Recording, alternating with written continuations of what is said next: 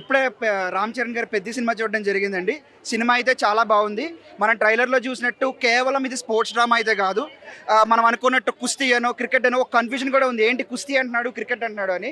So actual cinema అయితే sports drama కాదు. మనం అనుకున్నట్టు లాస్ట్ బాల్ 6 కొట్టేసి నెగ్గించడం, లాస్ట్ రౌండ్లో కుస్తీ నుంచి లేచి అందరినీ కొట్టడం ఇట్లా ఉండదు. ఒక గోల్ ఉంటుంది హీరోకి. ఆయన మనం మామూలు రెగ్యులర్ సినిమాల్లో చూసినట్టు కాకుండా హీరోకి ఓటములు ఉంటాయి. హీరో పడతాడు, లేస్తాడు. ప్రెడిక్టబిలిటీ అయితే లేదండి.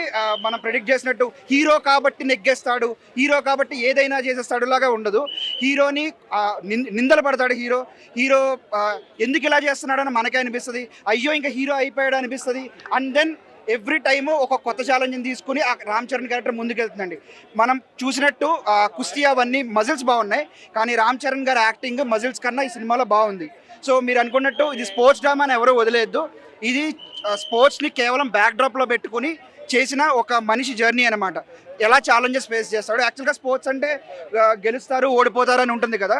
సో ఓవరాల్గా లైఫ్లో ఎలా గెలుస్తారు ఓడిపోతారు అన్న థీమ్ తీసుకుని దాంట్లో మల్టిపుల్ స్పోర్ట్స్ని పెట్టారు. సో రామ్ చరణ్ గారి యాక్టింగ్ చాలా బాగుంది. యాక్చువల్లీ జాహ్నవి కపూర్ గారి యాక్టింగ్ కూడా చాలా బాగుందండి. ఆవిడ అంటే ఆ పాట చూసి జస్ట్ గ్లామర్ డాల్ అనుకున్నారు, ఖచ్చితంగా కాదండి. యాక్చువల్గా అసలు సినిమానే అది.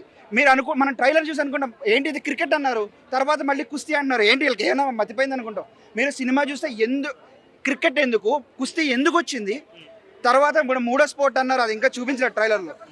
చాలా బాగా జస్టిఫై చేశారు. యాక్చువల్గా అసలు ఆ జర్నీయే సినిమా అండి. ఎందుకు అలా జర్నీ చేయాల్సి వచ్చింది అనేది సినిమా. 3 hours లెంత్ ఏం ప్రాబ్లం అనిపించదా అంటే ఆడియన్స్ కి? లేదండి, ఫస్ట్ హాఫ్ అయితే చాలా బాగుంది. వరల్డ్ బిల్డింగ్కి ఫస్ట్ హాఫ్ కొంచెం లెంగ్త్ ఎక్కువ ఉంది, కానీ ఆ వరల్డ్ బిల్డింగ్, ఆ ఊరు, ఆ కొండలు, వీళ్ళు పడుతున్న బాధలు అవన్నీ చెప్పడానికి ఒక వరల్డ్ బిల్డింగ్కి ఆ టైం పడుతుంది. సెకండ్ అంతా పెద్ద జర్నీ ఉంటుంది. ఆ పెద్ద జర్నీ ఎలా ట్రాన్సిషన్ అయ్యారనడానికి ఆ టైం తీసుకున్నారు, విచ్ ఇస్ వెరీ గుడ్ అండి. ఏఆర్ రెహమాన్ బ్యాక్గ్రౌండ్ స్కోర్ కొంచెం ఇవ్వలేదు అన్నట్టు టాక్ వస్తుంది, మరి కరెక్ట్? ఇది మాత్రం కరెక్ట్ అండి. ఎందుకంటే ఆయన కొంచెం వెస్ట్రన్ స్టైల్లో ఇచ్చారు. అక్కడ మనకు కొంచెం మాస్ అనిపించినప్పుడు అంత వెస్ట్రన్ స్టైల్ కాదు, కొంచెం మన స్టైల్ ఇచ్చే బాగుండేది అనిపించింది.